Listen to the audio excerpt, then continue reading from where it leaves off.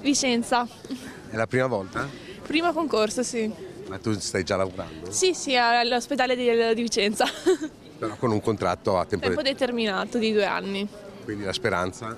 Di passare al posto fisso. Da Lecce. È la prima volta che provate il concorso? La prima volta, sì. La speranza per tutti è quella del posto fisso a tempo indeterminato. Arrivano da tutta Italia ed erano quasi 3.000 alla Chione Arena di Padova in cerca di aggiudicarsi uno dei 640 posti da infermieri da destinare a tutta la regione Veneto.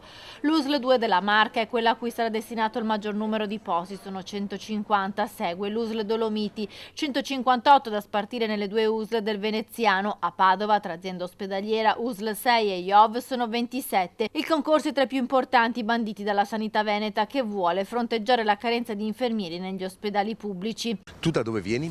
Pavia, in realtà sono siciliana, però Pavia. Stiamo cercando un'assunzione migliorativa della nostra. Quinta volta forse. E perché venite? Cioè perché lo rifate? Nel senso, voi avete già un lavoro?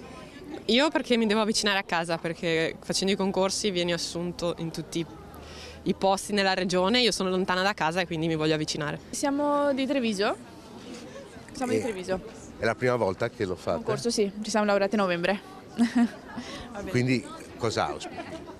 Non lo so per adesso. In teoria dovrei mantenere lo stesso reparto, io ho già iniziato, quindi almeno sperare l'indeterminato. Primo concorso. Lei da dove viene? Da Castelfranco Veneto. E dove si è laureata? Sono laureata in Romania. Partecipanti da tutta Italia, ma i numeri sono in calo. Nel 2020 infatti per 190 posti si presentarono circa 5.000 persone, sentore che la professione infermieristica non è più appetibile come una volta. La colpa, dicono i sindacati, degli stipendi bassi a fronte di turni e ritmi di lavoro sempre più pesanti.